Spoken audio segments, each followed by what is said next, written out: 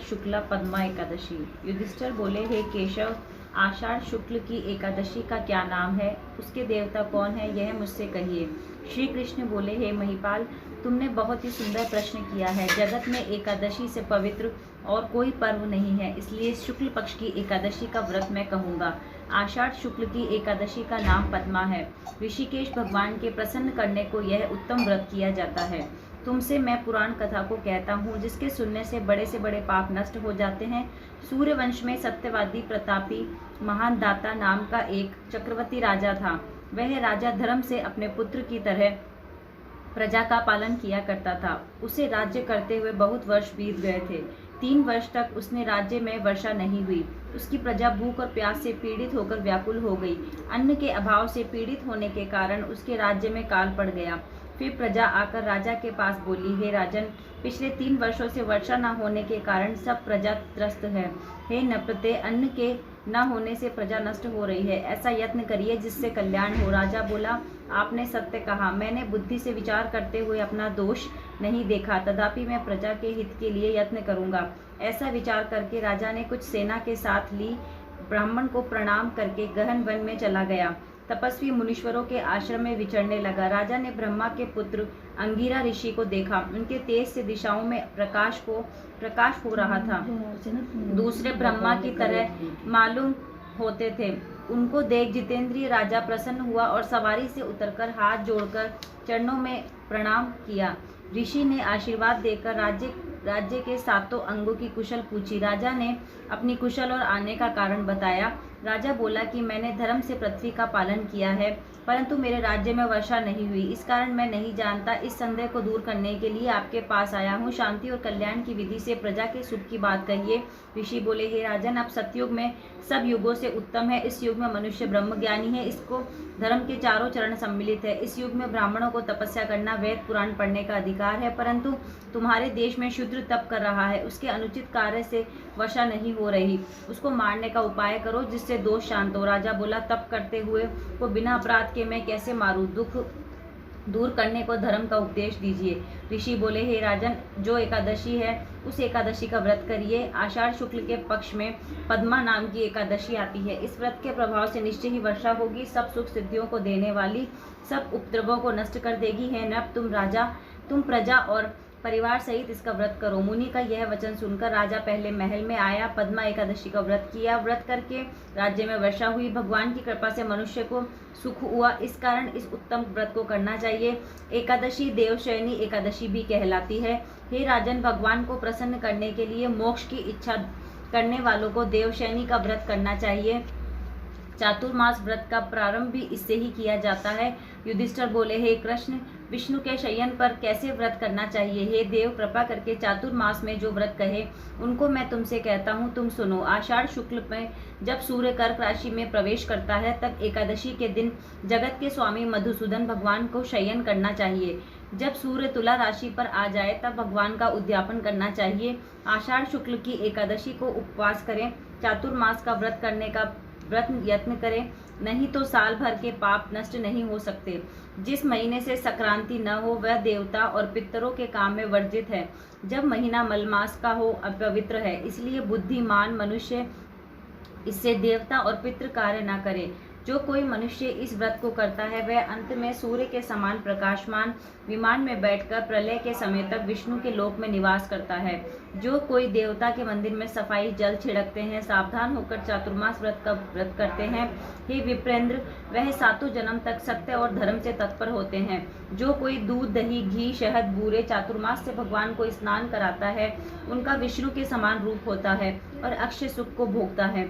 जो राजा ब्राह्मणों को यथाशक्ति दक्षिणा, भूमि, फल, स्वर्ण दान की तरह स्वर्ण में अक्षय सुख को भोगता है। जो कोई व्रत करने वाला चातुर्मास में नित्य पूजन करता है वह अक्षय सुख पाता है। जो गायत्री मंत्र का जाप करता है उससे व्यास भी प्रसन्न होते हैं। इसके उद्यापन में शास्त्र विदित पुस्तक का दान करना चाहिए। सब विदेवताओं के समान शांति देने वाली सुंदर अक्षरों की पुस्तक मैं दान देता हूँ। इसलिए हे सरस्वती मेरे ऊपर प्रसन्न हो।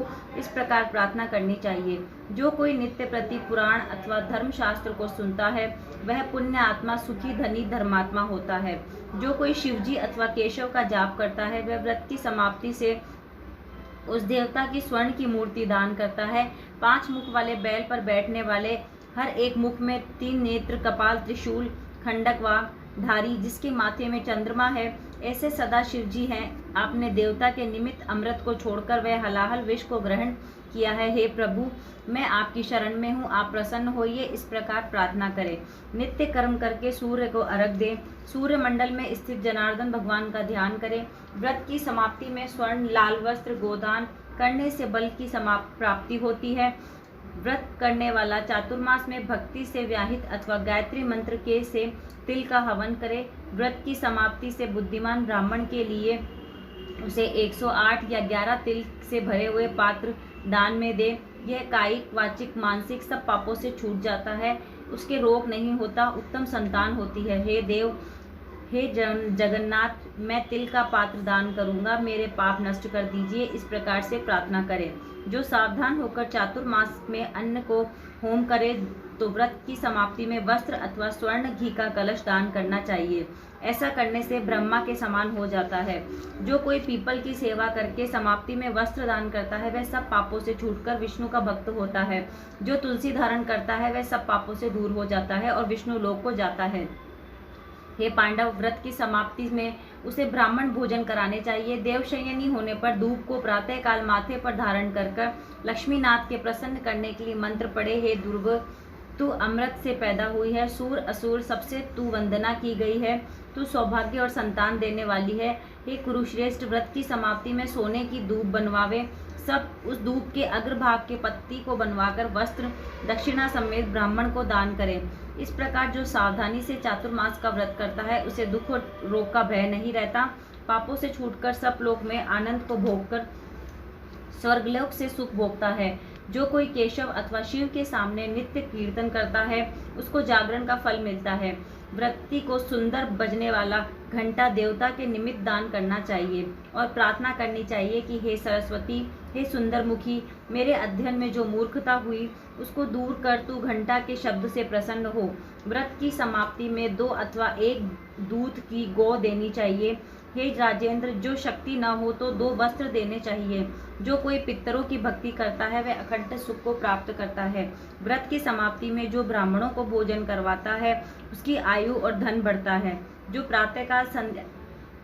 प्रातःकाल संध्या करके नियम की समाप्ति से ब्राह्मण को घी का घड़ा देता है, वस्त्र, तिल और घंटा देता है, वह सरस्वती तत्व को जानकर विद्वान हो जाता है। सदा दान करने वाला मनुष्य सब दुखों से छूटकर रूपवान और भाग्यशाली होकर अखंड सुख को भोगता है।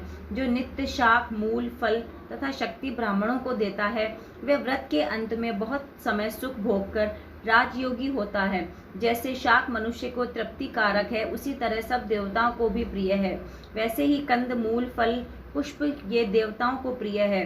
विष्णु के शयन करने पर चातुर्मास में जो दान करता है देवता उनका कल्याण करते हैं।